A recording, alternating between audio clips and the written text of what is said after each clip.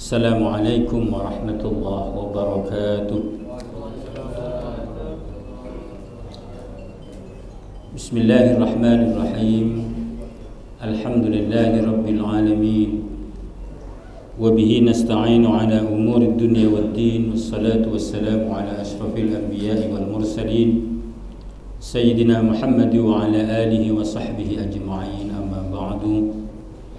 Yang terhormat Bapak Direktur RSUD Muhammad Nur, Ketua Takbir Masjid Ar-Rasyid RSUD Muhammad Nur bersama seluruh pengurusnya, dan para jamaah Bapak Ibu rahimakumullah.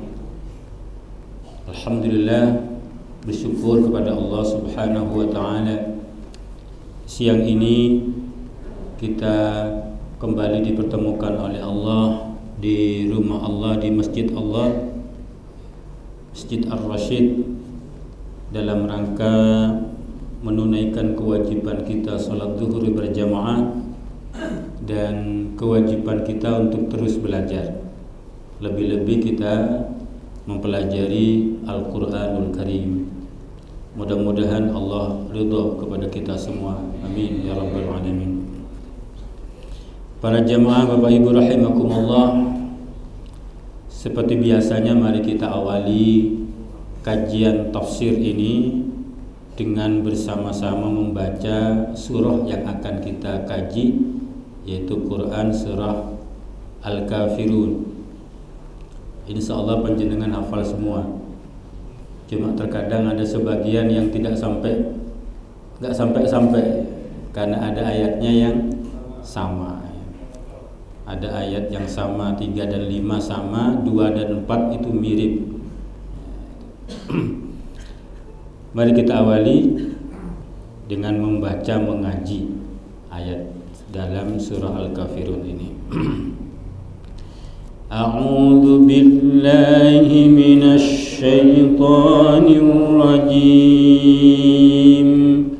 Bismillahirrahmanirrahim.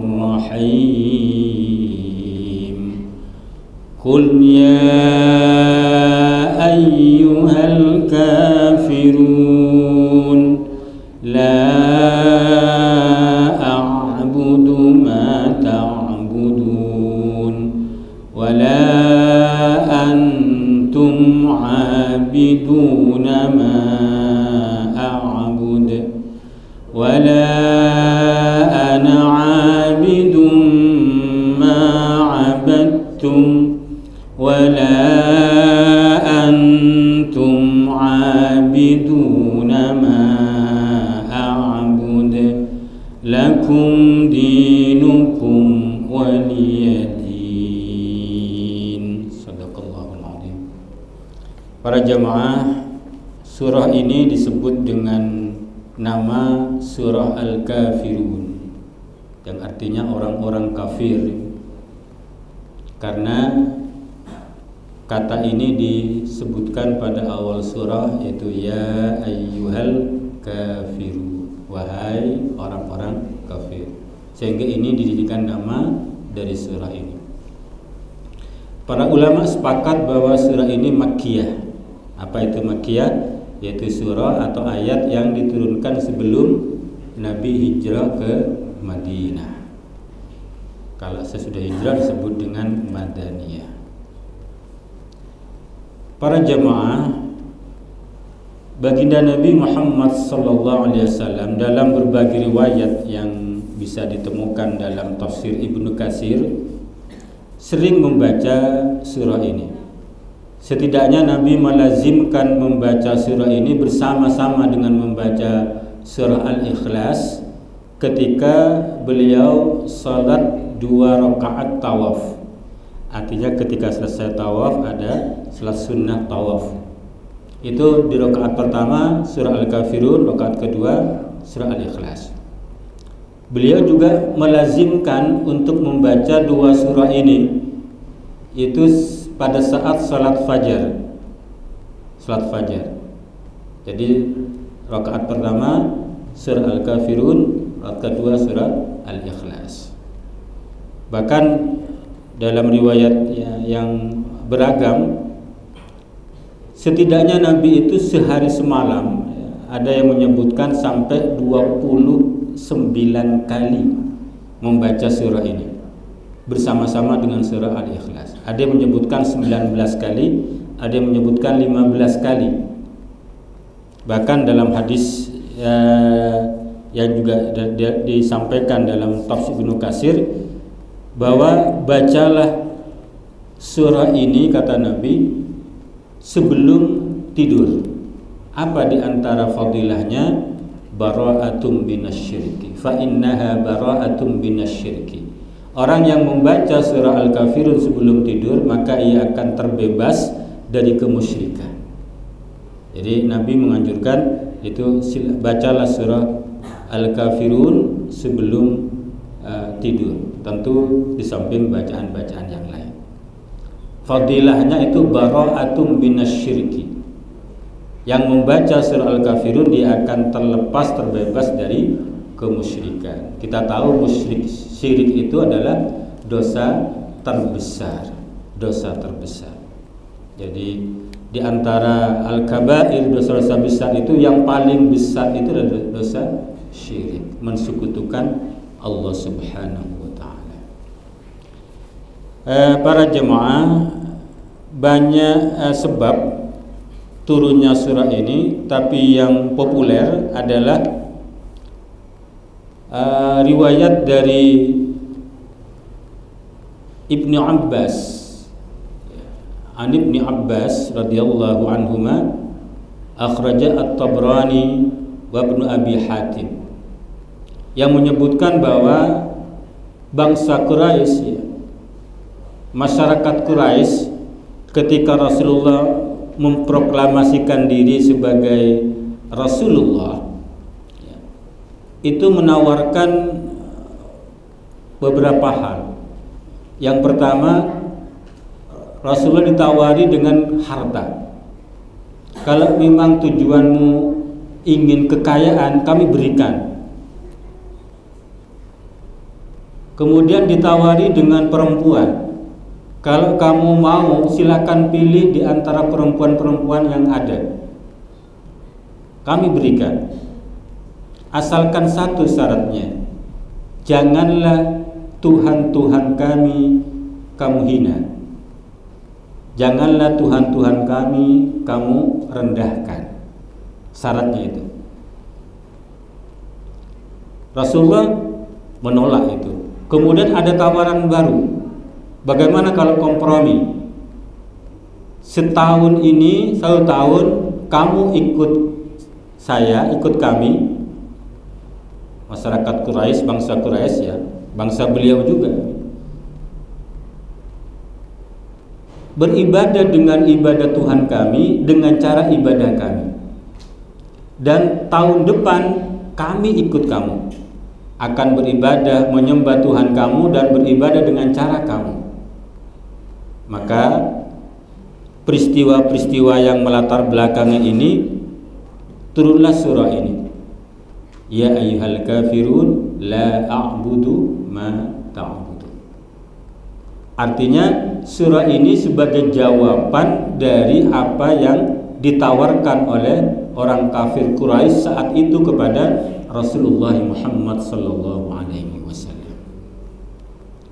Jadi diiming-imingi dengan harta, Rasul tidak mau. Diiming-imingi dengan wanita, Rasul tidak mau. Bahkan diajak kompromi asalkan saling menghormati, Rasul pun tidak mau, dan kemudian menjadi sebab turunnya surah ini. Rasulullah diajarkan kul ya ayyuhal kafirun dan seterusnya. Baik para jemaah, Bapak Ibu rahimakumullah, surah ini diawali dengan kalimat perintah yang biasa disebut dengan al-istiftah bil amri. Surah yang diawali dengan perintah. Sedikit surah yang diawali dengan perintah. Orang yang memulai berbicara, pembicaraan, belum apa-apa sudah memerintahkan, itu akan efektif kalau yang berbicara itu punya power, kekuasaan. Jadi kalau baru mulai berpidato langsung main perintah, itu harus yang menyampaikan itu orang yang punya kekuasaan. Tidak bisa orang yang biasa-biasa assalamualaikum langsung perintahkan, tidak bisa. Kenapa? Kecenderungannya orang akan menolak untuk diperintahkan ini. Perintah itu ketika mengawali pembicaraan langsung main perintah, itu orang cenderung menolak. Kecuali yang memerintah itu memang punya kekuasaan. Kalau tidak punya kekuasaan jangan langsung main perintah. Apa pura perintah langsung tamarentah, itu langsung ditolak. Tapi kalau punya kekuasaan itu efektif. Kenapa? Akan membuat orang terhenyak. Berarti ini penting.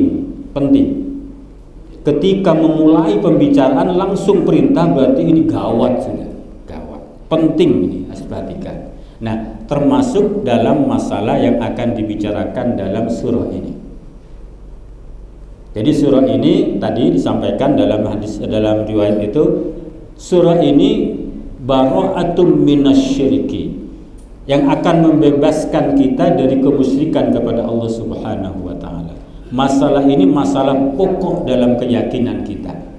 Jadi masalah paling utama adalah tauhid, yang itu kebalikannya adalah syirik. Jangan sampai akidah kita kemudian menjadi akidah syirik. Jadi syirik itu dosa paling besar. Nah, para jemaah, pada awal ayat pertama ini ya, diawali dengan perintah kul, yang artinya katakanlah. Soal paham semua ini, kul, katakanlah. Banyak, ada beberapa ayat yang diawali kata kul. Ada minimal ada dua hal penting yang perlu kita catat. Kenapa kul, kata kul ini masih disampaikan oleh Rasulullah kepada kita? Padahal kul itu adalah perintah Allah kepada Rasulullah. Jadi coba kalau kita bayangkan nih, panjenengan memerintahkan anak, cong barang ngocak. Itu kalau diulang sama anak bisa emosi kita. Cong marang ngocak, pas anak mengocak, cong marang ngocak, itu bisa emosi kita. Entah kurang ngajar benar, kan? Kenapa? Karena yang diminta untuk dikatakan itulah isinya, bukan kalimat perintahnya. Paham ini? Paham maksud saya? Kul ini perintah dari Allah kepada Rasulullah. Katakan Muhammad, katakanlah Muhammad. Apa yang mesti dikatakan? Ya ayyuhal kafirun dan seterusnya. Lazimnya biasanya cukup dengan menyampaikan apa yang diminta untuk disampaikan. Kata perintah kulnya nggak perlu diulang semestinya. Paham ya? Paham maksudnya? Tapi kenapa ini masih ada? Minimal ada dua hal penting. Ini penting. Yang pertama, Rasulullah itu tidak pernah mengurangi ayat Al-Quran. Kalau main logika-logikaan, Rasulullah itu tidak salah ketika kulnya ini dihilangkan. Cukup menyampaikan ya ayyuhal kafirun. Kenapa? Karena sudah menjalankan perintah Allah. Yang mesti disampaikan kan isinya. Sementara kata perintahnya itu tidak perlu disampaikan ulang. Kan begitu kalau mau logika-logikaan. Tapi kenapa disampaikan ulang sama Rasulullah? Itu menandakan ketika ini dinyatakan sebagai kalamullah, wahyu Allah berupa Al-Quran, itu tetap disampaikan oleh Rasulullah Muhammad sallallahu alaihi wasallam. Satu, Rasul tidak pernah korupsi ayat. Kalau kita gimana kira-kira? Ada orang pesan itu kalau enggak dikurangi ditambahi. Ini jarang yang pas seperti pesan suaranya pas. Jadi riwayat bil lafdinya jarang, bil makna tambahannya banyak. Syukur kalau tidak membuat masalah baru dengan ditambahi redaksi-redaksi baru. Rasulullah ketika dinyatakan kul itu bagian dari Al-Quran, Rasul untuk menyampaikan kepada para sahabat menulis dan menghafalnya, sampai juga kepada kita umatnya saat ini. Jadi Rasul memiliki sifat amanah. Di antara sifat yang wajib bagi Rasul adalah sifat amanah. Ada berapa Bapak Ibu? 4. Jangan lupa wajib ini, wajib tahu. Ada 4 sifat yang wajib bagi Rasulullah. Siddiq, amanah, fatana, tabligh, fatana. Tabligh menyampaikan al-amanah. Baik. Yang kedua, ini biar waktunya tak terlalu lama. Yang kedua, perintah kul ini disebut dengan perintah memang ditujukan pada Rasulullah, tapi sungguhnya juga untuk kita. Jadi yang dalam kaidah tafsir namanya itlaqul juz'i wa iradatul kulli. Dalam tafsir itu, dalam kaidah tafsir ada kalimat itu sesungguhnya untuk Rasul, tapi tujuan lainnya lah untuk kita semuanya. Jadi kul bukan kulu. Kul, katakanlah olehmu Muhammad. Kalau terjemahan harfiahnya, katakanlah olehmu Muhammad. Tapi sungguhnya itu untuk kita juga. Namanya itlaqul juz'i wa iradatul kulli. Yang digunakan memang khusus Nabi. Kul, katakan Muhammad, tapi maunya semua kita. Apa artinya? Ketika ada orang, sekelompok orang, komunitas, kaum yang mengajak kita agar kita menyembah Tuhan mereka, atau mengajak kita gantian, ya, tahun ini yuk ikut kami, tahun ini sembah Tuhan kami, tahun ini ibadah bersama kami, tahun depan kami yang akan ikut kamu. Andaikan ada zaman sekarang, maka wajib bagi kita juga untuk menyatakan sikap yang sama seperti Rasulullah, kul ya ayyuhal kafirun, dan seterusnya. Paham? Artinya ketika dulu Rasul diajak, ayo Rasul Muhammad, bukan Rasul karena mereka orang kafir Quraisy, ayo Muhammad, kamu ikut saya setahun ini, ajak pengikutmu itu, tahun depan kami ikut kamu. Maka Rasul punya sikap tegas, kul ya ayyuhal kafirun la a'budu ma ta'budun, dan seterusnya. Nah, kita pun juga diminta demikian. Sehingga bersyukurlah kata kul masih ada. Seandainya tidak ada kata kul, maka tidak ada kewajiban bagi kita untuk menyatakan sikap yang sama kalau ada orang atau sekelompok orang yang mengajak kita dengan ajakan yang serupa dengan ajakan orang kafir Quraisy kepada baginda Nabi Muhammad sallallahu alaihi wasallam. Jadi ini kul penting. Jadi harus punya sikap dan ketegasan yang sama seperti sikap dan ketegasan yang ditunjukkan oleh Nabi Muhammad sallallahu alaihi wasallam. Baik, lanjut. Setelah kul ya ayyuhal kafirun, wahai orang-orang kafir. Para jamaah, saya ingin memulai dari apa sih kafir itu?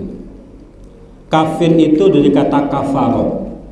Kafaro itu arti letterleknya, arti harfiahnya itu menutup. Kafaro orang yang menutup dari kebenaran. Itu kafaro.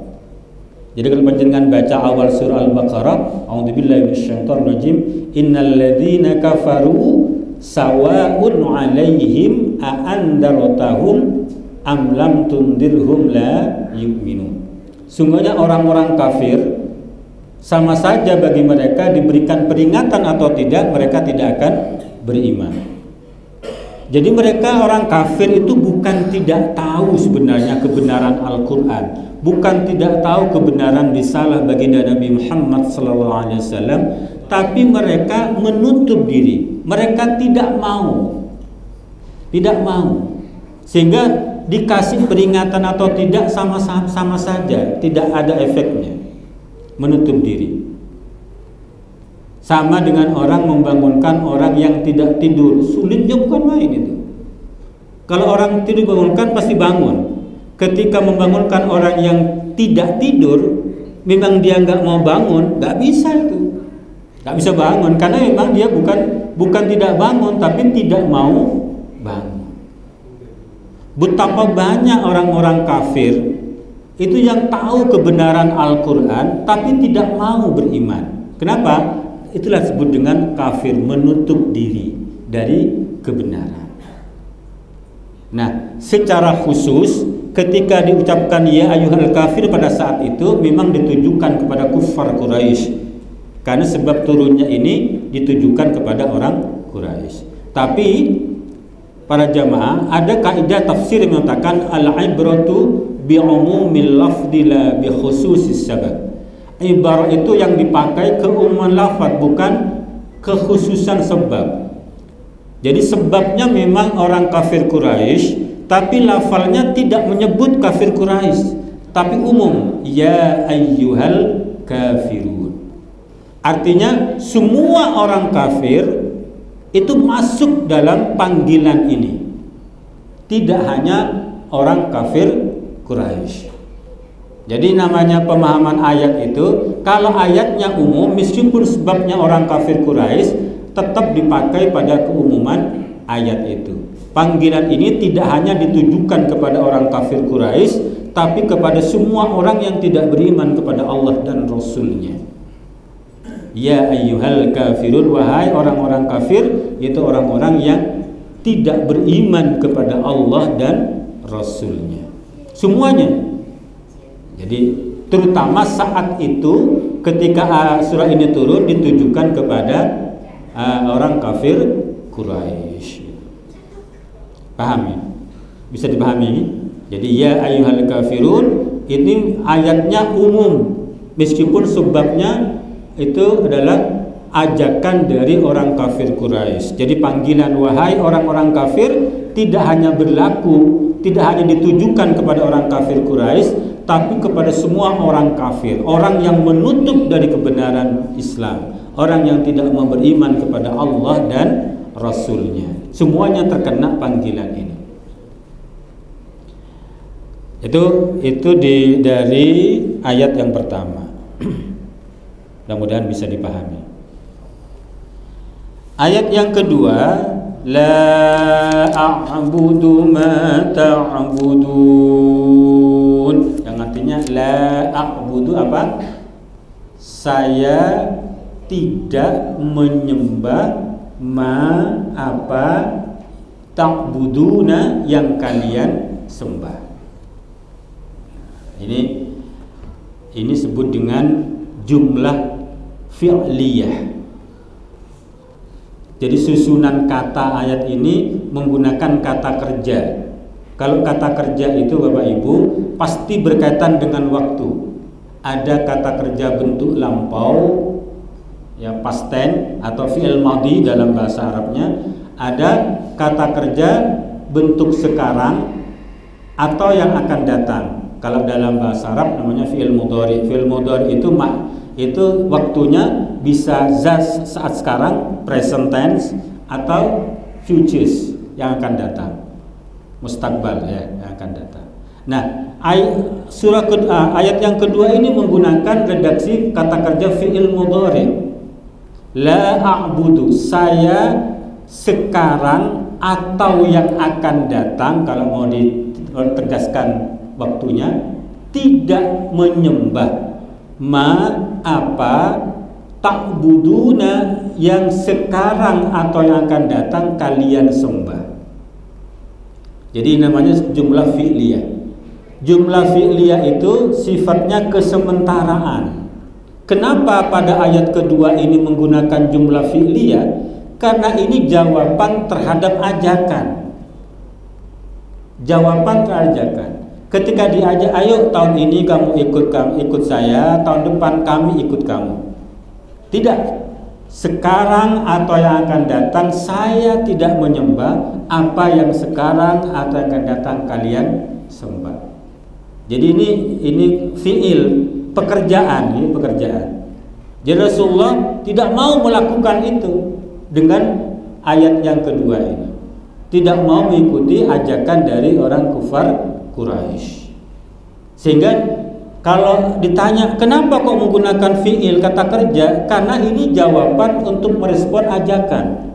Ketika diajak, enggak, saya enggak mau mengikuti ajakan kamu. Makanya menggunakan jumlah fi'liyah, kalimat dengan kata kerja, bukan kata benda. Ini dalam tafsir ini penting untuk dipahami. Ketika menggunakan kata benda atau kata kerja, maaf ya, kata kerja itu sifatnya sementara, hanya pada saat itu terjadi. Lain waktu mungkin berubah. Tapi kalau menggunakan kata benda itu abadi selamanya.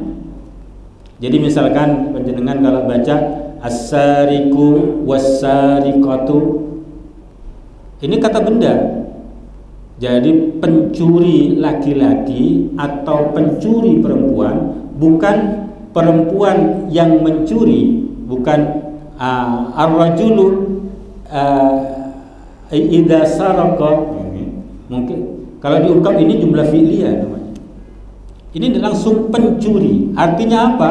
Bahwa yang kena, yang bisa nanti akan ada hukuman, terkena hukuman potong tangan itu yang masuk kategori as-sariq. Bukan dia mengambil karena keterpaksaan, dia mengambil karena tidak ada dalam situasi yang darurat. Tapi memang profesinya pencuri. Nah, itu nanti ke sana arahnya. Ini kalau kajian-kajian tafsir begitu. Nah, ayat yang kedua ini kembali lagi saya sampaikan, ini menggunakan kata kerja, jumlah fi'liyah, sehingga ini dipahami sebagai jawaban dari ajakan. Saya tidak mau mengikuti ajakan kamu. Nanti akan berbeda pada ayat yang keempat. Ayat yang keempat ini menggunakan jumlah ismiyah. Pesannya hampir sama. Panjenengan kalau baca, karena ini nanti tidak terlalu banyak perbedaan penafsirannya. Pada ayat yang keempat itu wala ana abidun. Kalau tadi a'budu, wala ana abidun, dan saya bukan penyembah. Kalau tadi a'budu, la a'budu, dan saya tidak menyembah. Kalau ini wala ana abidun, dan saya bukan penyembah. Ma'abadtum, apa yang sungguh-sungguh telah kalian sembah. Menggunakan kata ana abid, bukan a'budu. Kalau sepintas sama, artinya sama. Kalau a'budu kata kerja, saya menyembah. Kalau ana abidun, saya penyembah. Tapi pesannya berbeda. Kalau a'budu itu sementara, saat itu. Lain waktu mungkin berubah. Tapi kalau ana abid selamanya. Jadi wala ana abidun, saya bukan penyembah. Tidak terkait dengan waktu dulu, sekarang atau yang akan datang. Prinsipnya saya bukan penyembah. Ma'abadtum, apa yang kalian sembah. Beda. Jadi ini prinsip akidahnya pada ayat yang keempat. Jadi wala ana abidun ma'abadtum. Ayat yang kedua jawaban terhadap permintaan. Paham? Tidak apa-apa, sedikit biar nanti kalau ketemu ayat yang lain, oh begini ya. Kalau bisa tadabbur ayat kan, oh ini menggunakan kata kerja, ini menggunakan kata benda, isim. Ya, nanti kalau sambil merenung itu, biar ini kan kuncinya kita kasih kuncinya, kunci untuk memahami. Tinggal jenengan mau dipakai untuk membuka apa tidak, ya, kuncinya sudah saya kasih. Tinggal mau digunakan atau tidak. Jadi perbedaan ayat kedua dan ketiga itu Bapak Ibu, kalau ayat yang kedua ini jawaban terhadap ajakan. maka menggunakan kata kerja. Saya tidak menyembah. Saya tidak menyembah, artinya saya tidak mau menyembah. Tapi yang keempat, ini prinsipnya. Saya bukan penyembah apa yang kalian sembah. Karena tidak ada katanya dengan zaman. Walam taktarin bi zaman kalau dalam istilah nahunya, sorofnya. Baik, apa sih ibadah itu? Ibadah itu apa? Jadi kata abada ya'budu bisa abdan wa ibadatan wa ubudiyyan. Jadi ibadah itu dikata abada. Abada itu khudu, ketundukan, tunduk. Tunduk itu di situ ada ketaatan dan kesediaan untuk menjalankan ketaatan itu. Itu khudu. Jadi orang yang disebut sebagai abdun, hamba. Jadi Abdullah, misalkan hamba Allah. Atau kalau dulu pernah ada budak, abdul, budak, itu hanya satu yang harus dia tidak boleh berubah. Dia sami'na wa ata'na. Itu prinsip hamba itu. Prinsip hamba itu sami'na wa ata'na. Kami mendengar dawuh dan kami taat. Itu prinsip hamba. Jadi orang yang disebut beribadah, orang yang disebut dengan menyembah atau mengabdi, prinsipnya itu sami'na wa ata'na. Jadi biasa kita baca ya, gimana di akhir surah Al-Baqarah kalau rangkaian bacaan tahlil, amanar rasulu bima unzila ilaihi min rabbih wal mu'minun kullun amana billahi wa malaikatihi wa kutubihi wa rusulihi la nufarriqu baina ahadin min rusulihi wa qalu sami'na wa ata'na. Itu prinsip itu. Prinsip. Jadi tanda orang khudu, dia dengar dulu apa perintahnya, apa larangannya.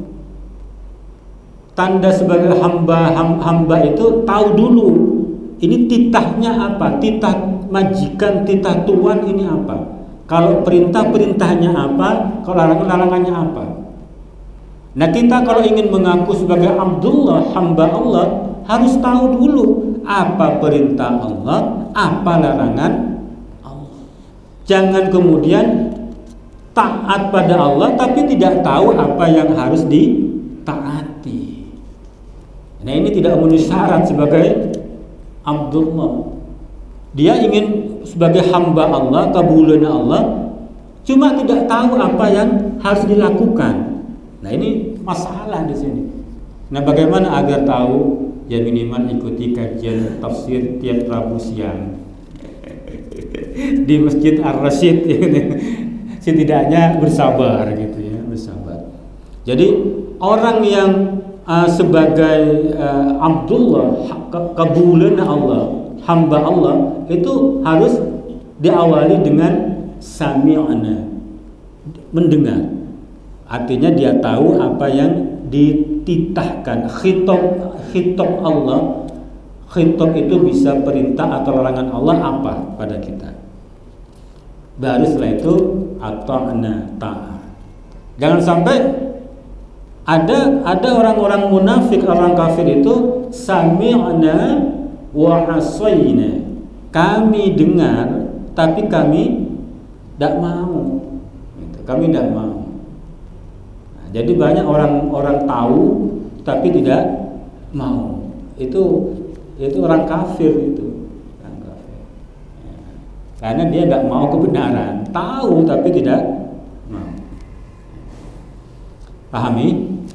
Nah, jadi itu soal ibadah. Makanya insyaallah saya sudah bahas panjang lebar masalah pengertian ibadah ini pada saat kita mengkaji Quran surah Al-Fatihah pada ayat iyyaka na'budu wa iyyaka nasta'in. Monggo dicek kembali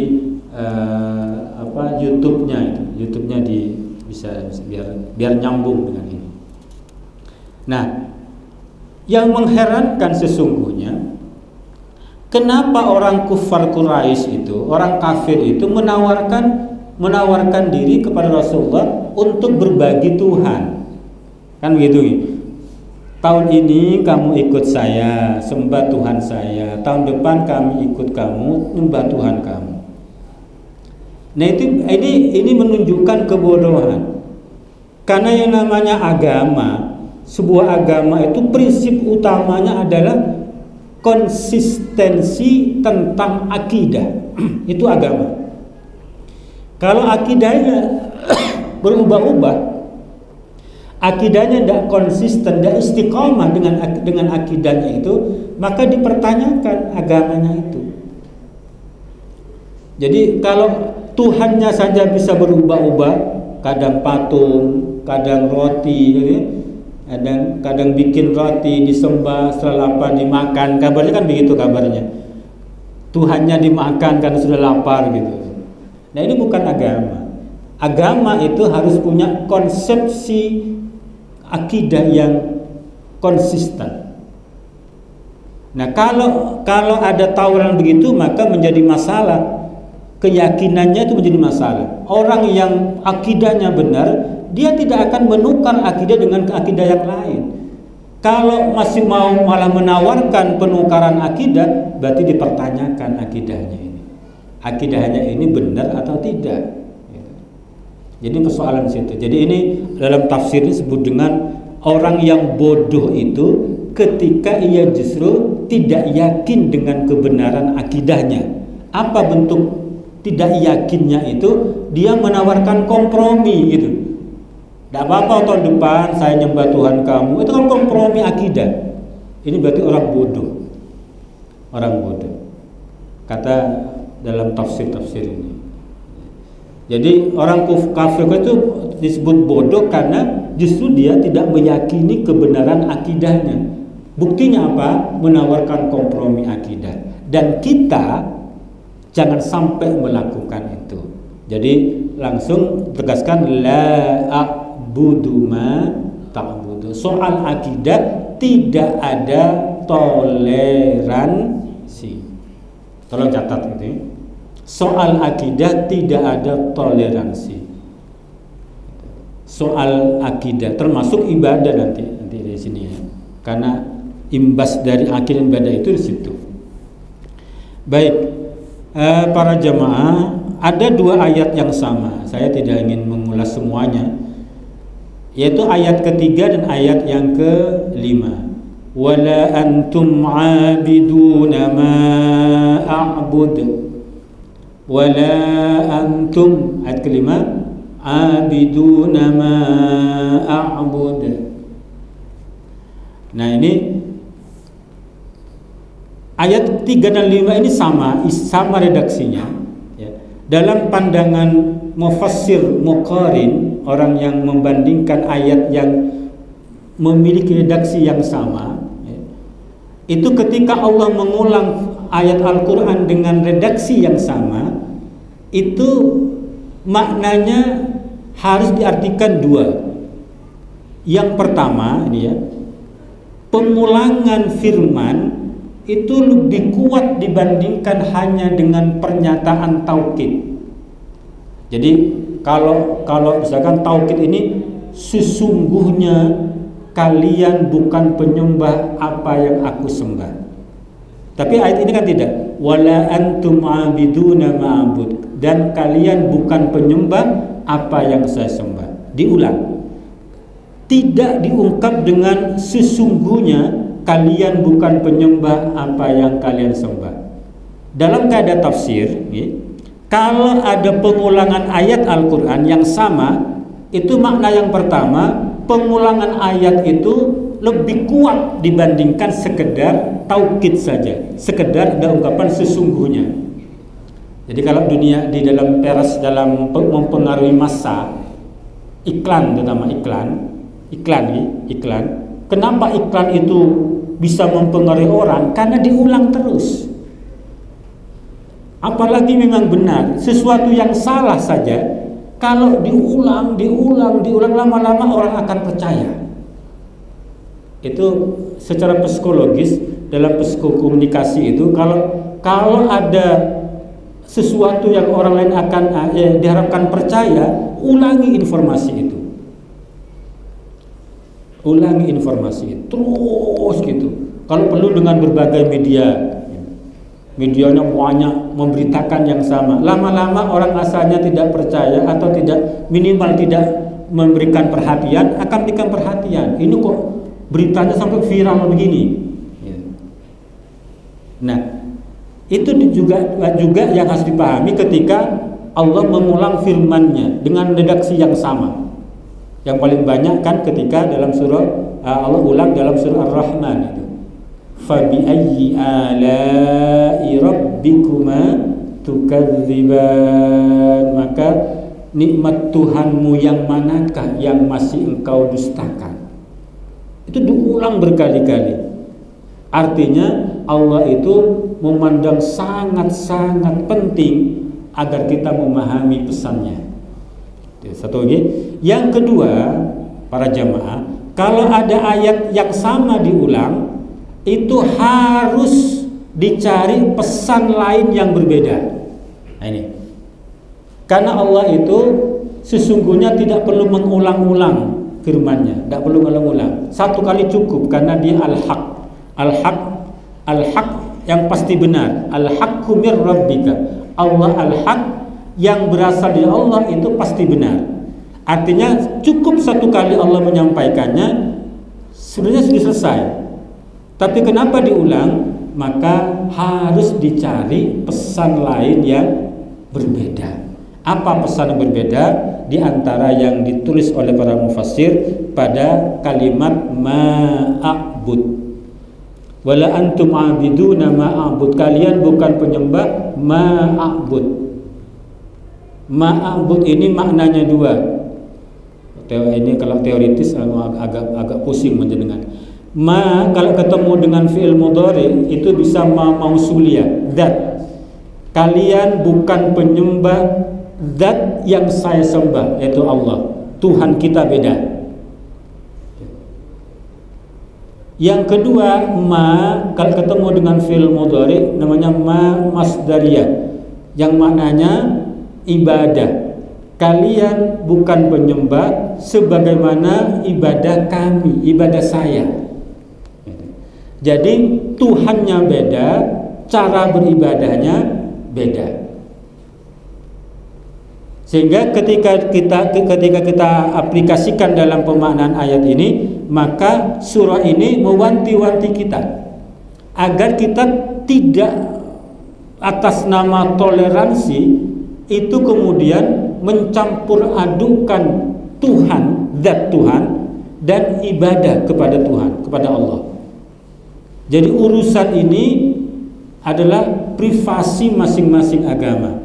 Jadi bentuk di antara toleransi kita masalah akidah itu, ya biarkan saja orang yang berbeda akidah dan cara beribadahnya, dia menyembah Tuhannya, beribadah dengan cara ibadahnya. Tidak boleh diganggu. Islam tidak boleh mengganggu. Bahkan gereja nggak boleh dihancurkan, nggak boleh. Perang pun itu tidak boleh menghancurkan gereja, kan begitu kata junjungan kita baginda Nabi Muhammad SAW. Kalau memang di gereja misalkan ada katakanlah ada ritual minum-minuman keras, silakan, itu mereka. Mohon maaf, ini harus dijelaskan. Kadang karena ada minuman keras di Islam tidak boleh langsung disita, tidak boleh, karena itu bagian dari ibadahnya. Misalkan harus pakai itu. Jadi silakan membiarkan, tidak mengganggunya. Sementara kaum muslimin punya Tuhan sendiri dan punya cara beribadahnya sendiri. Itu makna dari toleransi yang diajarkan dari surah ini. Pahami? Ayat terakhir. Waktu terlalu lama. Takut sampai ada orang yang terakhir, lakum dinukum waliyadin, yang biasa diartikan bagi kalian agama kalian, bagi saya agama saya. Jangan lupa ayat ini waliya dini.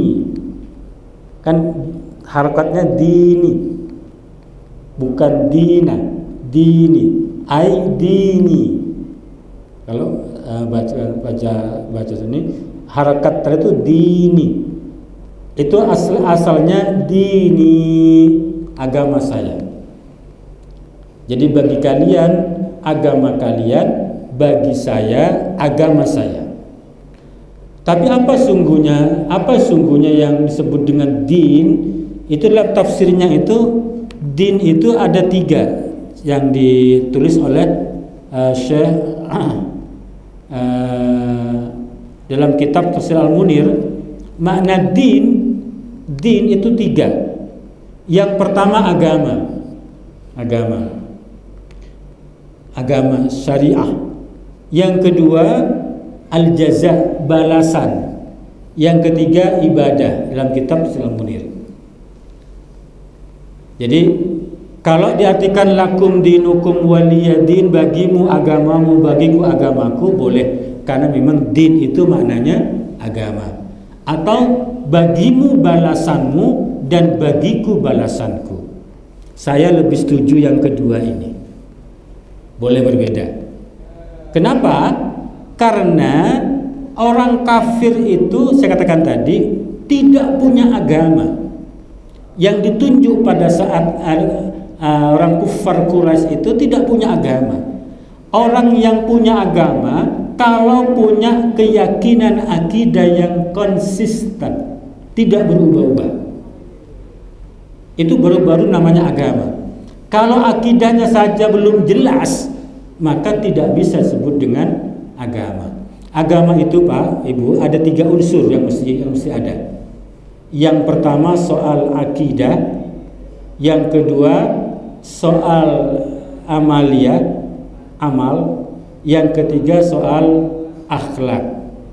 Kalau bahasa dalam hadis Nabi itu iman, Islam, ihsan.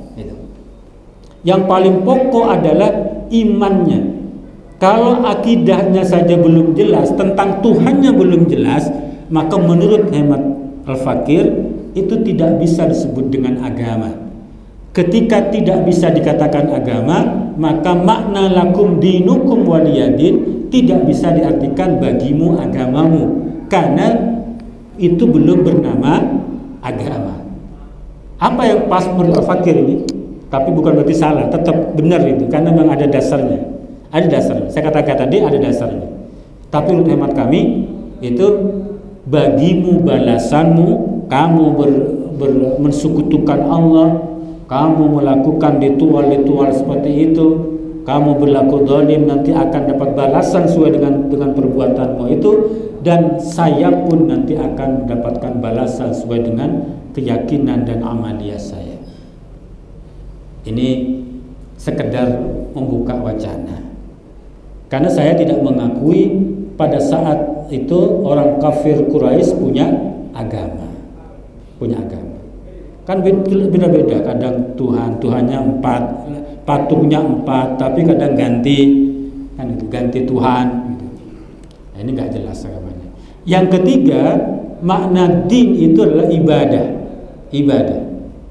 Jadi boleh dimaknai ibadah. Silakan kamu menjalankan ibadahmu sesuai dengan dengan cara ibadahmu, dan saya akan menjalankan ibadah sesuai dengan cara ibadah saya.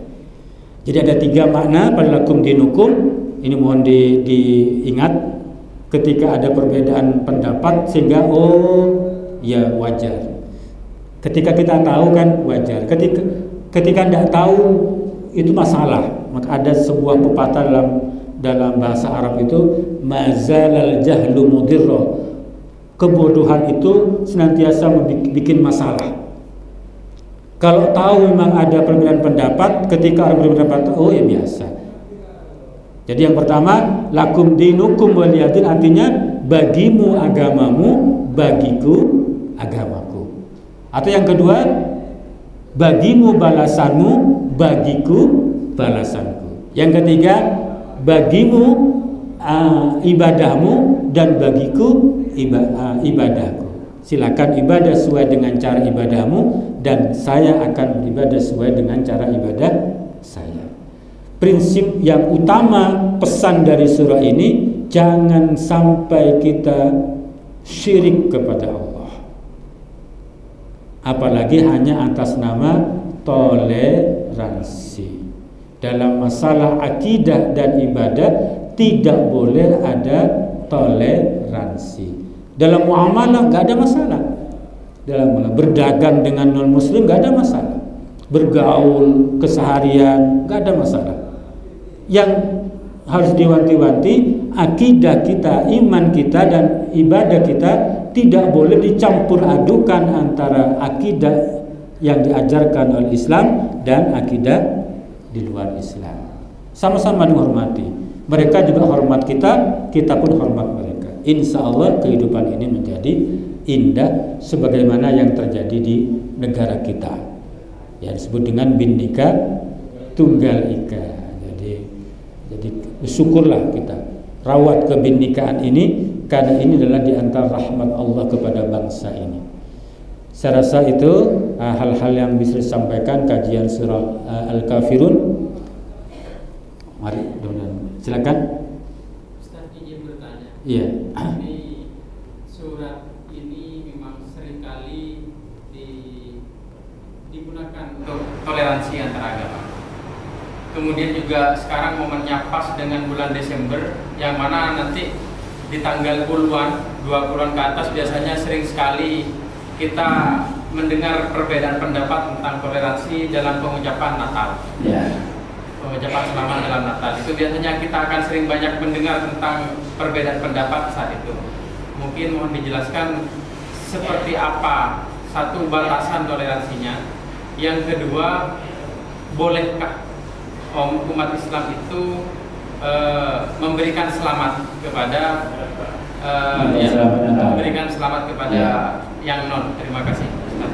Baik, ini memang masalah sensitif ini, pertanyaan yang bagus ya. Jadi bagaimana hukum mengucapkan selamat Natal, kan begitu intinya ya. Ini pendapatnya ada dua sungguhnya.